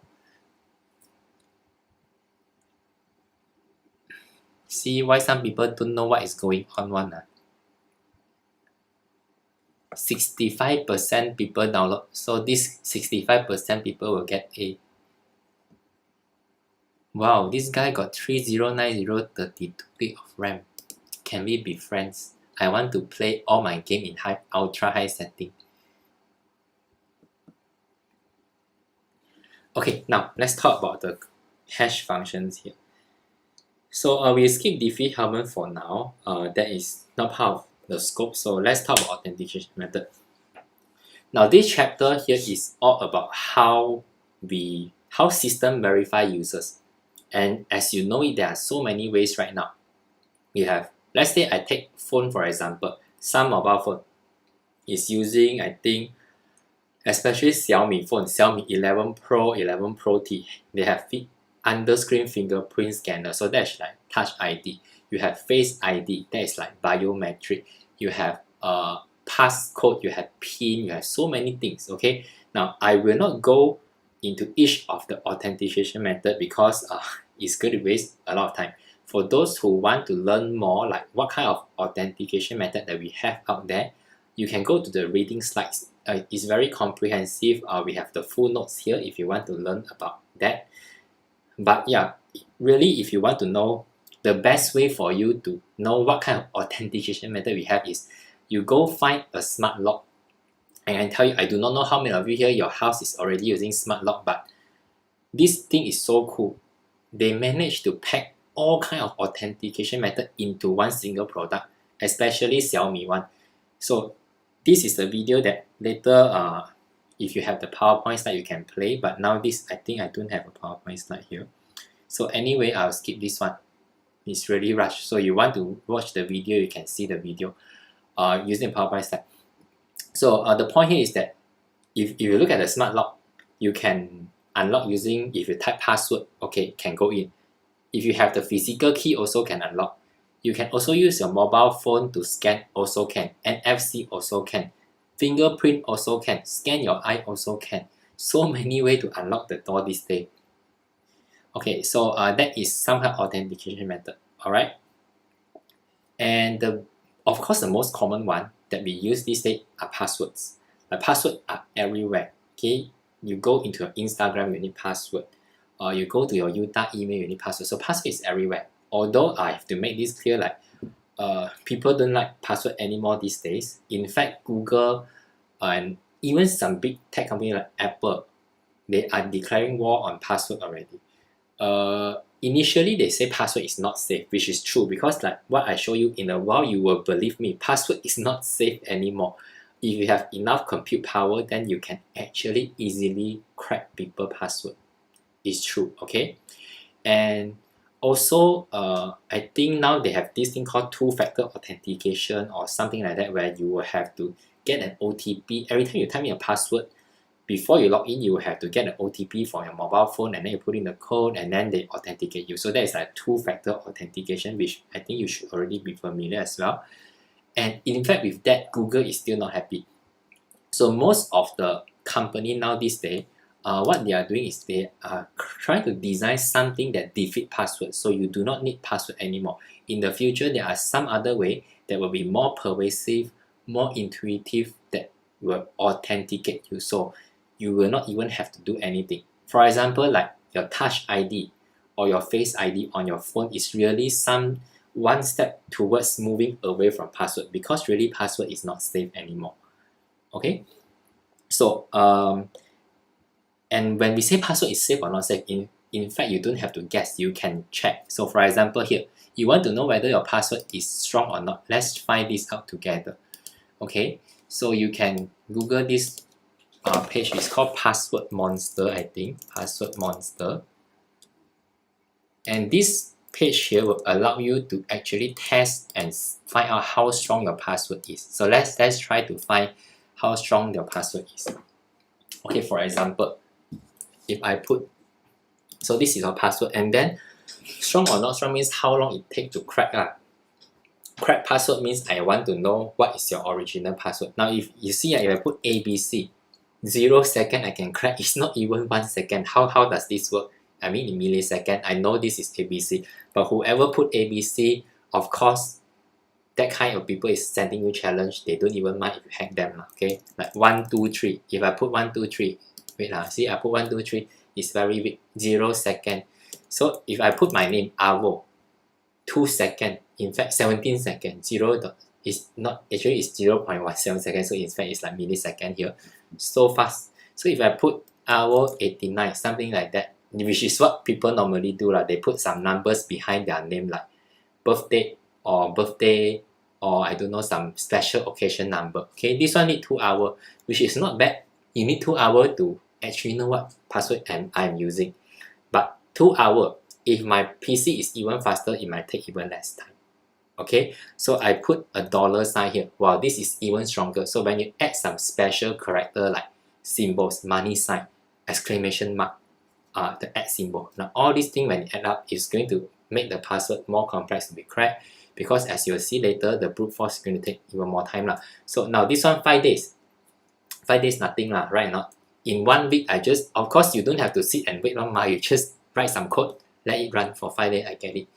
So 5 days is not bad, you see, because like not many avocado has money, so I put money here, 5 days. Or maybe I put even a few more. 2 symbols, it becomes 10 months. Wow, 1 symbol can add so much strength. Maybe I put something else, put my girlfriend name, Tay. Wow, 14,000 years. This one is even longer than 14,000 years. Even you crack me, I'm not here anymore. So if with this kind of password strength, you don't have to worry, because who can live so long to crack you? Unless this guy really hate you, then he passed down all the revenge. He asked his son to continue the revenge. Then your son asked your grandson to continue hacking. But by the time I can easily change another password, then you have to hack again. 79 centuries. Who can live that long? So okay, password is still strong, which is why later on, as you can see, when I show you how to crack password, most of the password are simple password, like maybe banana. Okay, I take about 1 second, because it's a common word. So we call this weak password. Maybe I can say something like fried rice. Now this one is even longer, because the length is a bit longer. but they are still considered weak password. Without symbols, without numbers, they are weak password. Okay, as you can see later, we can easily crack weak password. Now the example that I'll be showing you in a while does not really work if you have a strong password. I have to be honest upfront, okay? Otherwise you'll be trying later and then you say, why cannot work? Okay, now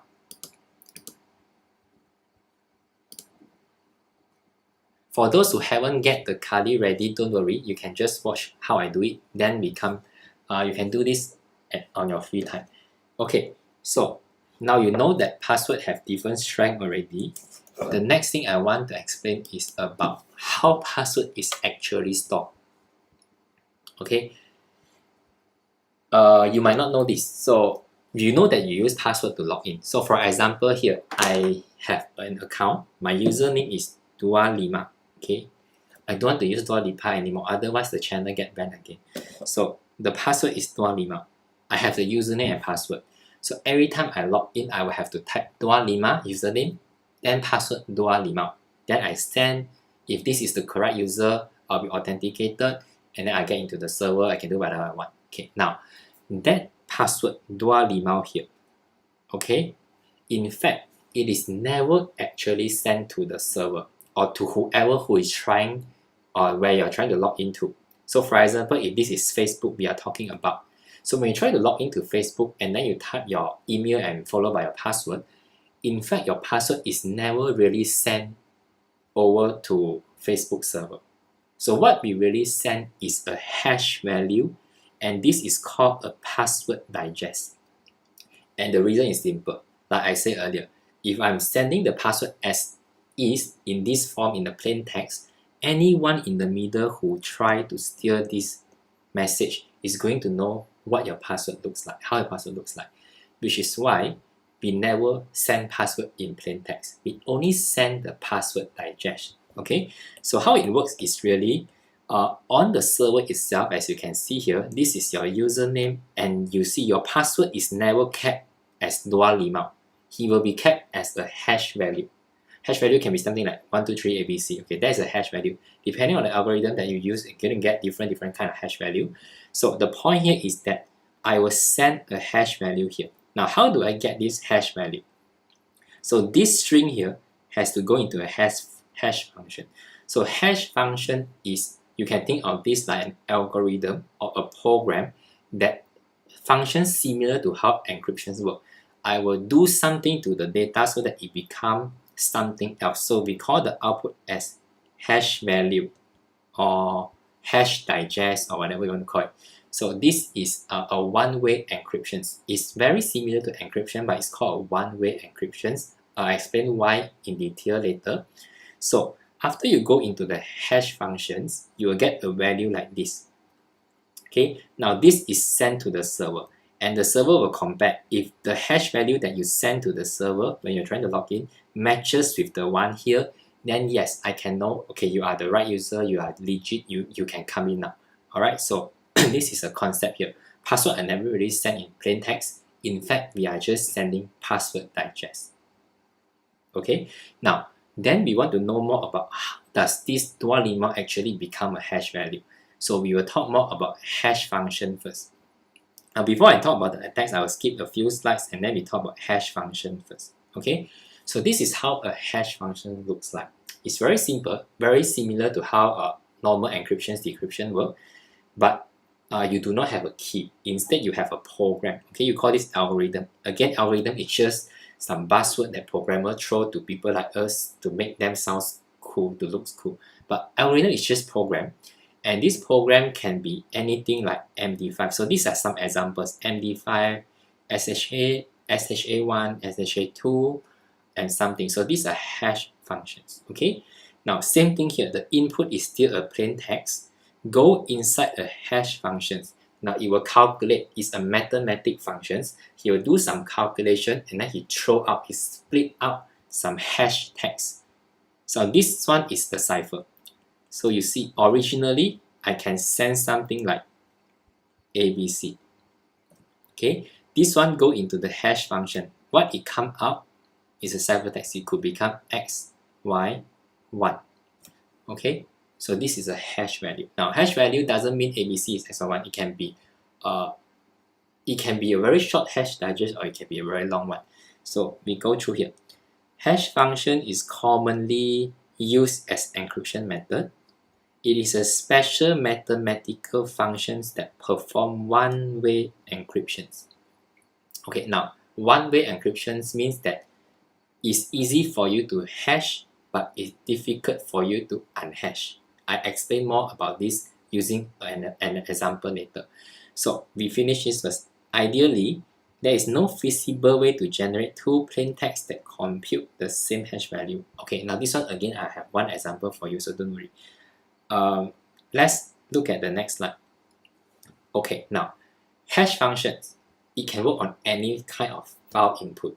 It can be a text file, okay, like this. You can put into a hash function, then it will spit out something like a message digest. So this is the hash value. It can be a program like an exe file. It can also be an image file, but doesn't matter what it is or how big the original plain text is, I can always split out this thing. And if you notice, if I use the same hash function, say I use MD5 here, the size of the hash value or the length of the hash value is actually the same. You see, they are equally the same. So it doesn't matter, this file is like 10 gig, and then this file is 10 MB, this file is 1 KB. In the end, the hash value is about the same. It's actually the same size. So I'm not doing bitwise hashing. I'm just trying to represent a file, doesn't matter how big or small it is, using a value like this. So it's like your student ID represents you in Utah. So every file now have a hash value that you use to represent them. Okay, now I'll explain two concepts of hash that is very important before I go to the next part, okay, where we want to go hands-on. So first thing, let's talk about hash properties. So hash can be represented with the keyword h, okay.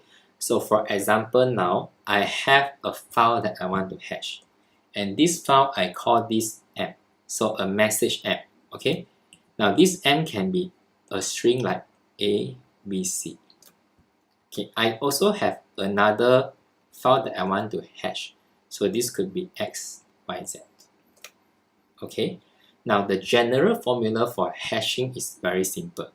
This is the message you want to hash. You hash it using a hash function which is h, and then you will get the hash value y. So just to make this clear, this is your message or the data that you want to hash. This is the hash functions. So it could be anything like MD5 or SHA or Whirlpool, and anything that you'll be seeing in a while. And this one is the hash digest, or we call this the hash value. Okay, so how it looks like, I already showed you earlier in the earlier example. So this is a general formula for hashing. Alright, so next, the first property of hash, I rewrite this formula first, is that when I have a message m, I hash it with a hash function, I get y. So let's say I get y. I write in the reverse order, it's the same one. Okay, now the first property is it is very easy for us to hash anything. So if I put the message into a hash function, I'll get y. This is easy. So it's easy for you to go from here to here. But it is difficult, or it is actually impossible for you to reverse hash. Means that if you know the hash value, you also know the hash function, which is definitely true because hash function is a program that anyone can download. You cannot find back the m. So this is the first property of hash functions, which is why this is called one-way encryption. Now this is in the slide earlier, and now I'm just explaining what it means. So hash function is one way. It's easy for you to encrypt, but it is difficult for you to decrypt. Okay, let me make this clearer. There are only three components here, right? So I have message m, so this is what I want to do the hash, and in fact the value is ABC. I have the hash function h, okay, and I also have y, and this is the hash output or the hash value. Okay, now this thing here, this message, this hash functions is known to everyone because anyone can go online to download the program, to use the program to hash any files. This y here is also known.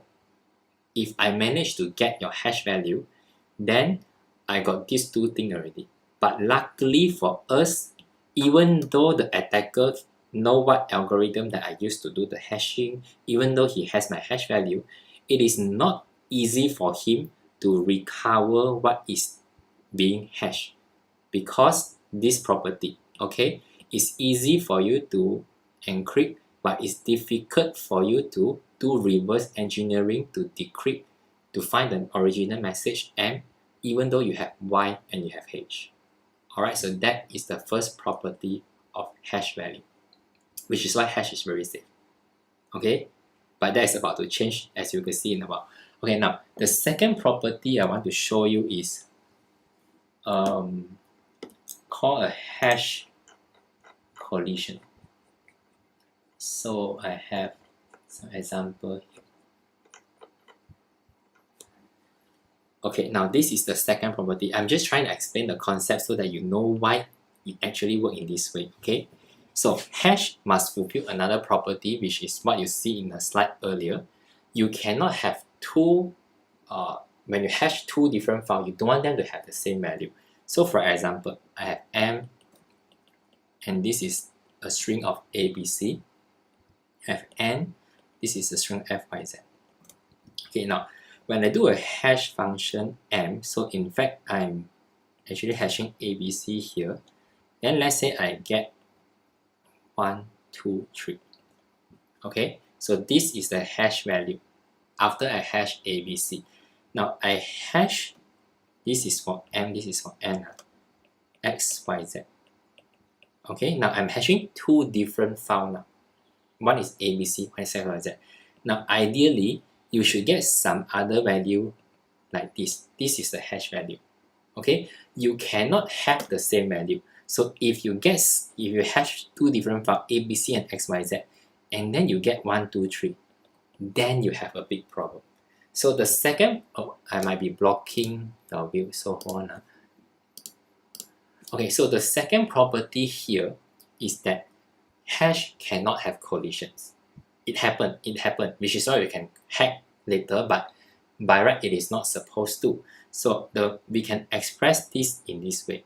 If I hash m, okay, I must get y.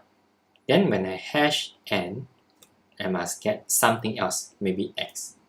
Okay, this is correct. Now, this is okay. But if I hash m, I get y, and I hash n, I also get y. This is not okay. So we have a property that says a hash function cannot produce the same hash output if you are hashing two different files. Okay, so this is what it means by this expression here. hm is not equal to hn because you're supposed to get different hash digests. Alright, so that's the two property of hash that I think you should know.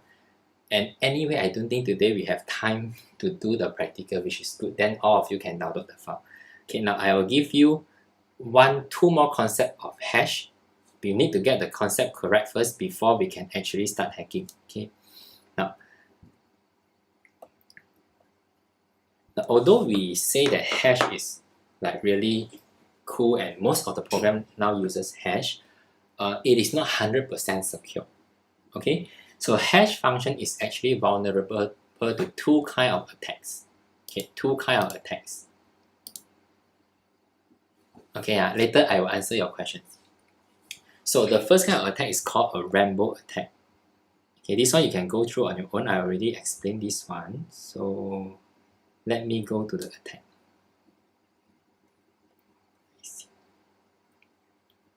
Okay, now I want you to look at this slide. This is called a rainbow table.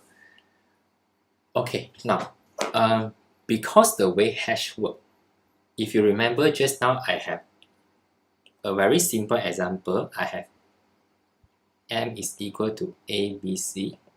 So when I hash m, I get y. Okay, something like this. Now, we know that every time you put something into a hash function, you will get a hash digest. So if I do something like this, okay, if I hash another, every time I hash ABC, so just look at this example. Every time I hash ABC, I will definitely get the same hash digest. Doesn't matter who do it. So in fact, we can build a table, and this table is called a rainbow table. So you see what we have. Every time I have a password, I will put this password into a hash functions, and then I will get the hash output. Okay, now this is the hash value. So why not? The attacker is quite smart in the way that because every time you hash the same thing, you will get the same answer. So I built a table. So this is what we call rainbow table. And this, for example, 1111. If you hash 1111, I do not know what algorithm they use, could be MD5, then you definitely will get this hash value. If you hash ASDFGH, this kind of string, where I think your cat typed this thing, definitely you get this. So it means that we can build a table, and this is called a rainbow table. So every time I see, let's say for example, I see this hash value, okay, so I get a hash file, this one, okay, I can look at this table and then this one actually the password is ABCD1234. So hash, this rainbow table is, you can think of this like a memory, okay. We know that hash will always produce the same output. If I hash the same value, we can build a table called a rainbow table, and next time if I want to crack password, I get a hash value like this. I can just do a table lookup, and then I know this hash value actually represent 00000, the original password. So this is called a rainbow table, and very soon I will show you how to use this to crack password as well. Okay, now last example of today, I will give you one more concept, and then I think we have to stop here, and the next part will be on next Monday. Okay, so next Monday we'll continue with hashing, and I also show you Hydra. Okay, hold on. Those who ask questions, please stay back later after I explain so that I can answer your questions. Okay, now, so this is the last example of tonight, but this is a very long example lah. So if you are really too hungry, you can go now. Later you come back, just replay the video. Okay. So first example, if I have a user 1, okay, the password. So this is the username. Password is ABC. Then I have user 2. Password is XYZ. Okay. So we know that we always hash password. For example, now let's say I use MD5 algorithm. This is just an example. Okay. There are many algorithms, so let's say MD5. So user 1, I key in my password ABC. This one go into the MD5 algorithm. So this is one type of hash functions, and it produce an output 1, 2, 3. Okay. Now, okay, I think this is not. I want to change an example a bit. Okay, change a bit. So I have two user. They have the same password. Okay, but of course the username is different. Okay, our username is different. So this is user 1. Okay, the hash password digest is 1, 2, 3. Now I have user 2. User 2, because the password is the same. So when I key in my password, I also put ABC. Go to the same MD5 algorithm to do the hashing. If you put in the same thing, you will get the same output. So output is the same, 1, 2, 3. Now in this case, user 1 and user 2, they are two different people. Okay, two different people. But because they use the same password, they have the same hash digest. Now of course they do not know this because user 1 do not know who is user 2. It just happened that they share the same password. Now this become a problem. You see, if I log in, okay, see I use this one to log in. So user1, I type my username user1. Okay, I put my password ABC. This is the normal case. Then this ABC will become 1, 2, 3, and in the end it's verified. That is okay. Now, I can also log into user2 account actually, if you think about this. Because we have the same hash digest, and the way the server check whether you are valid or not is by seeing whether you have 1, 2, 3 as the hash. So if I use user2 username, I type the same password, I will get 1, 2, 3. So I am legit also.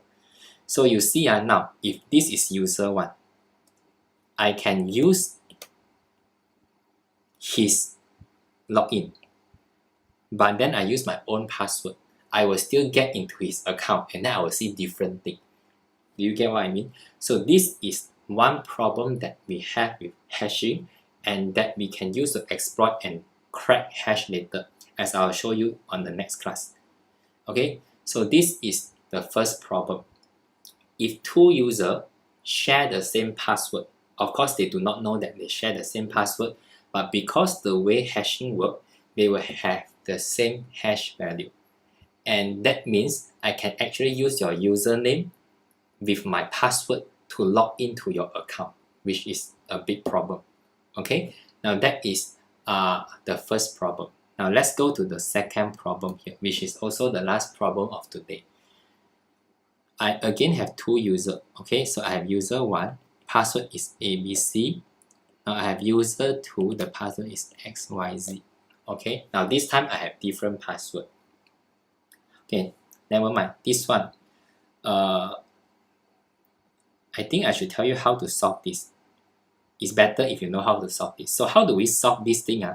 We can, some of the system that we use today, they will combine your username and password. So instead of hashing ABC only, they actually combine your username plus your password. Okay, so now I will hash user 1 ABC. Then you will have different things. You see, if I do this, then I will not have that problem anymore, because now if I hash two different values, of course now you will produce two different hash digests. So this is how, and it's actually one of the ways you can use to prevent this from happening. Alright, you hash the whole thing together with the username, because I'm very sure username is different. You cannot have two users that shares the same login ID. Am I correct? Okay, so yeah, that is the first example. So second example, last one. I hope your dinner is not cold yet. Okay, security is like that, cannot control the time. Okay, now, so last example of tonight, I really mean it. I have two users, two different usernames, having two different passwords, but still sometimes hashing gives us a problem. And this problem is well documented. It's called a hash collisions. This is in your slide. Just now there is a text where say two hash, if you produce the same output, you have this thing called a hash collisions. Okay, now why this happen? You see, user 1, okay, I put in my password ABC to a hash function say MD5. Then it produced a hash output 1, 2, 3, which is cool. This is what we normally do. Then this is user 1. Okay, now user 2, I put in my password SYZ to MD5 functions. Now ideally it is supposed to give me a different output, which is the right way to do it, because hash cannot produce the same output if you put in two different input. Okay, but there is sometimes where this thing might happen, where a hash functions will produce the same output although the input is different. So in this case, this thing is called a hash collisions. Okay, a hashing collisions, where I put in ABC, I get 1, 2, 3, and then I put in XYZ, I also get 1, 2, 3. Now that's why it's called collision. Means that two different input give me the same output. This is also a big problem. Now in this case, this break the property of hash. So just now I say that HM cannot be equal to HN. But if in this example, HM is actually equal to HN, which is actually quite bad. Okay, if you want to think this as M, this is N. Okay, now what is the implication here? What is the problem here is, right now, if I'm user 1, okay, normally I type my user ID and then I type my password ABC. Then I will be authenticated. This one be 1, 2, 3. Then server check, okay, 1, 2, 3 correct, you can come in. Now, user 1 can also use, user 1 can also use XYZ to get in. Although technically you will not know what is XYZ, right? But theoretically you can still use this password to get to your account. So now it means that this account here, user 1, I can use either this password ABC to log in or XYZ. So you see, I type two different things.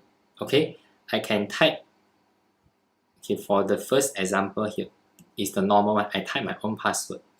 The second example, I use my login ID, but I type other people password. I can also log in one.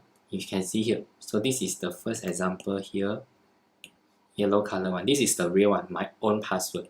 This is other user password. Sorry, this is user 2. Okay, so user 1, I use other people password. So do you see the problem here? Now, this problem we call a hash collision, means that in some rare cases, you can use other people password to log in into your account. Okay, now because of these two things, the weakness of hashing, we call this the hash vulnerabilities, we can crack password quite easily if the password is not so strong. Okay, now how do we fix this? Let's talk about how do we fix this. Okay, nothing moving. Oh no, it's disconnected. Hold on.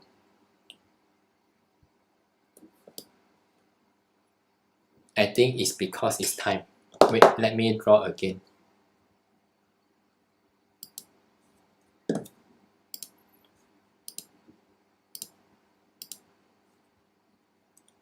But anyway, it's okay. We are almost ending the class. This is the last example. Okay, now I hope this works. Okay, let me draw this again. So just now the example that I give is, now we have this problem where user 1 can use his original password to log in, or he can use XYZ other people password to log into his own account. So now you have two ways to log into the same account, which is actually a problem. Okay, now how we solve this thing? We have something called a sort. So in hash, it's quite common that we add a sort. Sort is just a random number. Okay, now if you add a sort, then it becomes more difficult to have a collisions. So for example, now if my original password is ABC, before I send it to MD5 to do the hashing, I will add something maybe like 1, 1, 2. Then I will get a different output, say XYZ1. Okay, now I have password XYZ. When I send it to MD5 to do the encryptions, to do the hashing, sorry, I can add a random number. So hash sort is just like any random number here, say 2, 3, 4. Then if I do a hashing, of course, I'm going to get a different hash output. So this thing here we call sort. And with sort, it is less possible for us to have a hash collisions. Now anyway, the point here is hash is not foolproof. Like what I show you, there are cases where two people have same hash input, then you have this problem. Or sometimes two different input will give you the same hash output. So this is the problem. Now I'll stop the class here, and I'll see you again on, okay, I think I'll see you again on Monday. So it's 12 p.m. Monday, and that time please make sure you have your OVA ready, and then we will start to crack password together. Okay, so today is only the theory part, and I think it's a good thing, so everyone will have the OVA ready lah. Okay, so I think finally you can bite your dinner And that's all for this class. Thank you for joining me. Bye bye.